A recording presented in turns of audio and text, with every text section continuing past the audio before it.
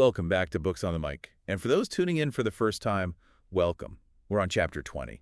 You know how this works. We take a deep dive into a book you want to know more about. And today we're looking at one that really promises to shake things up a bit.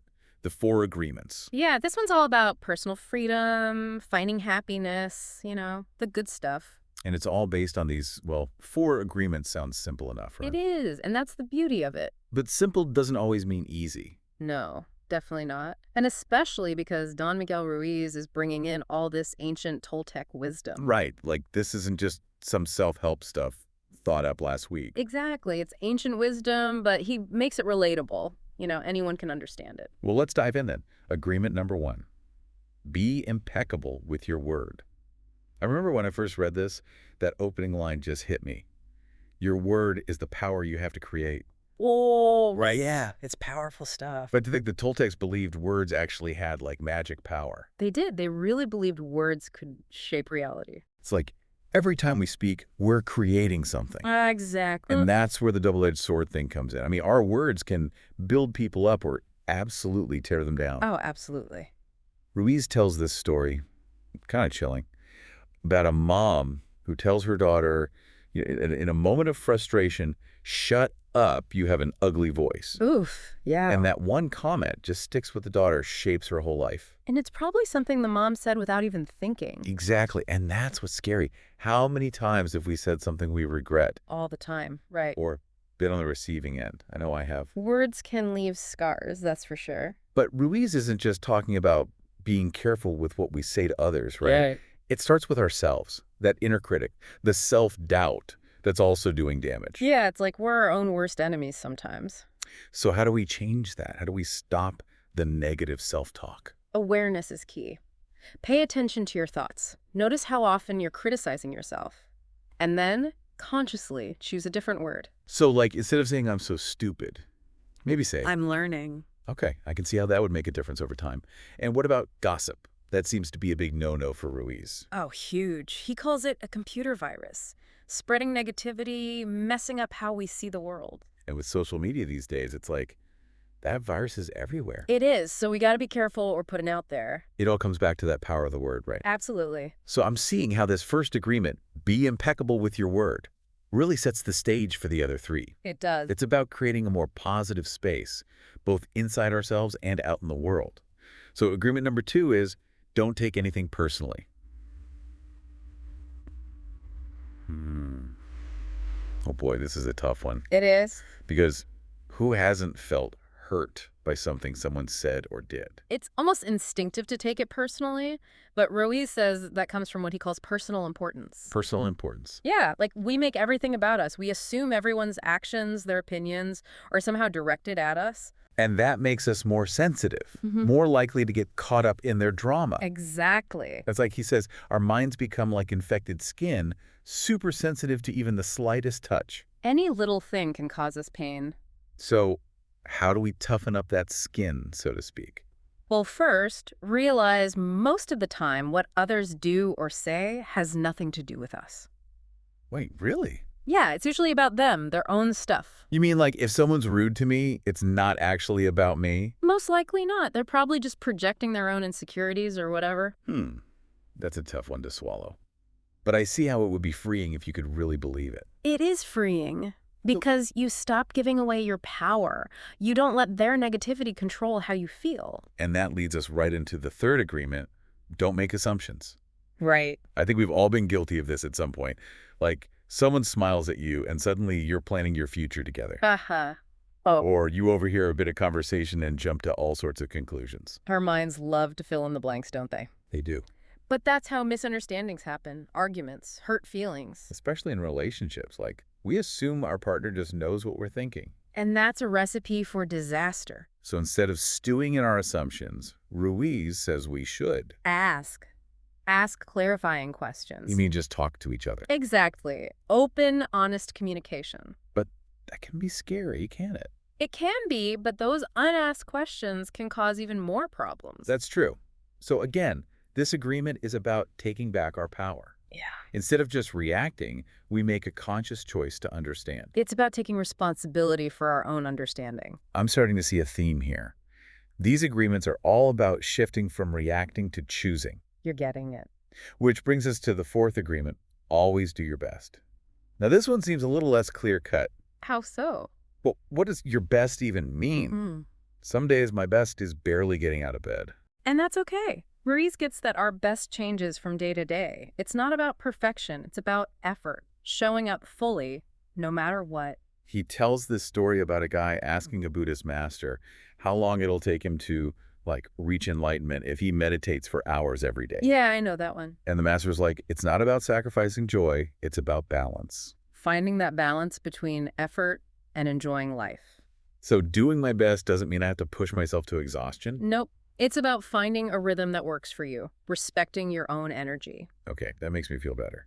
So how does this one connect to the first three agreements? Well, it's about bringing those principles into action, being impeccable with your actions, not reacting, communicating clearly, approaching everything you do with intention. So even on those barely getting out of bed days, I can still do my best. You can, just by showing up, doing what you can without judging yourself. That's actually really reassuring. It's about self-acceptance, being kind to yourself. There's one more thing I wanted to touch on before we move on. Ruiz mentions this thing called the initiation of the dead. Yes. Sounds intense, right? What is that all about? It is pretty profound. It's about letting go of the old you, the you that's ruled by fear and all those negative beliefs. Okay, we'll have to unpack that one, but we're out of time for today. So for those of you just joining us, be sure to check out the next chapter of our deep dive, where we'll explore this initiation of the dead and how these 4 agreements can truly change your life. You won't want to miss it. Welcome back. We're diving deeper into the 4 agreements. And I'm still stuck on that initiation of the dead thing. What does that even mean? Well, it's a metaphor, right? For letting go of that old self, the one that's all wrapped up in fear and negative beliefs. So not like actually dying. No, more like a transformation. A psychological death, if you will. Like shedding your skin.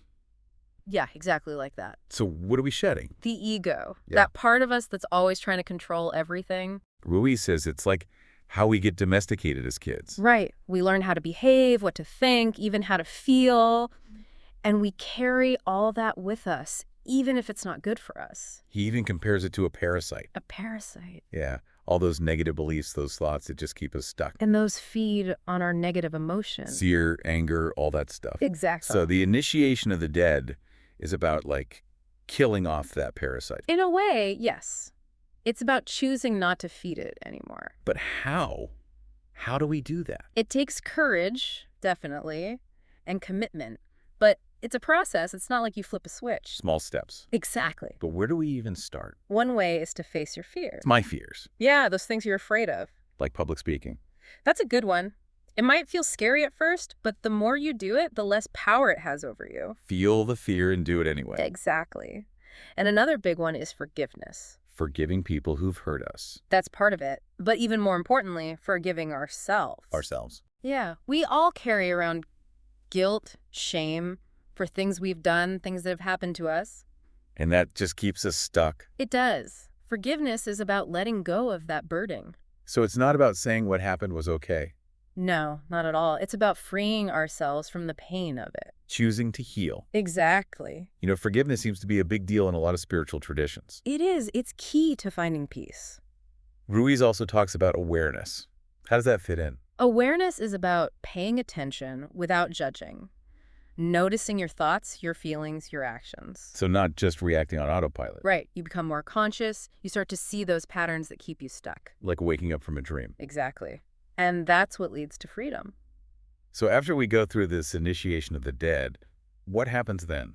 Well, you don't magically become perfect, but it is a profound shift. Like a new version of yourself emerges. Yes, a freer version, one that's not limited by the past. Ruiz says it's like being a child again, but with more wisdom. Full of wonder, full of possibility. So we're not just reacting to life anymore, we're actually creating it. That's the power of it. You choose your thoughts, your beliefs, your actions. Wow, that's pretty mind-blowing. It is. And it's not just some Toltec thing.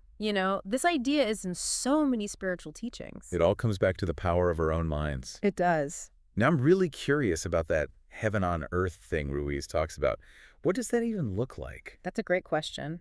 And one we'll explore in the final part of our deep dive. Oh, you're killing me. But for now, I want you to think about this. What if you could experience every day as a blank canvas? What would you create? That's a good one to ponder. Don't miss the final chapter of our deep dive where we'll discover how to make the 4 agreements a reality in your own life. Welcome back to our deep dive, the final part of our look at the 4 agreements. We've been through a lot, huh? We have. All those big ideas, powerful stuff. But now we get to the practical part. How do we actually live this stuff? Right. How do we make these agreements real in our everyday lives? It's like we have the map, but now we got to actually walk the path. Exactly. So where do we even begin? Well, it starts with a choice, a decision to do things differently. So it's not like we suddenly become perfect agreement followers overnight. No, definitely not. It's a process. It's about taking those small steps consistently. Like practice makes perfect. Exactly. The more we practice these agreements, the more natural they become. Like learning a new language. Exactly like that. You got to start small, right? Right. Don't try to do everything at once. Ruiz says, focus on one agreement for a week. Yeah, really immerse yourself in it. So, for a week, just focus on being impeccable with your word. Exactly. Really pay attention to what you're saying, how you're communicating. To yourself and to others. And then the next week, maybe focus on not taking things personally. See how that feels. Notice when you get triggered. Practice letting go. I'm seeing how these agreements really work together. Yeah, they do. They're interconnected.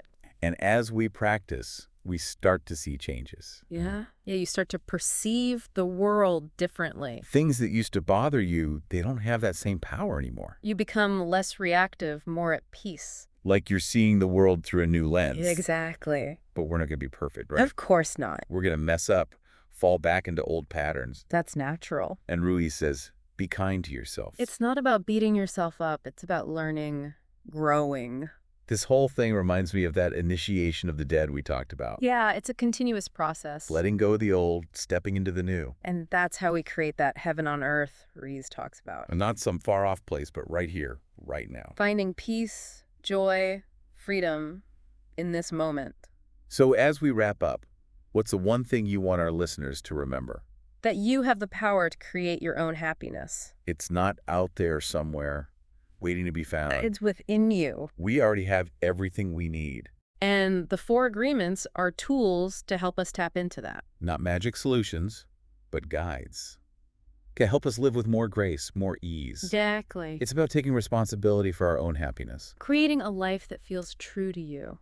And remembering, we're not alone in this. We're all in this together. So to everyone listening, take these agreements and run with them. Experiment, see what works for you. And most importantly, be kind to yourself along the way. Celebrate your wins, learn from your mistakes. And keep moving forward.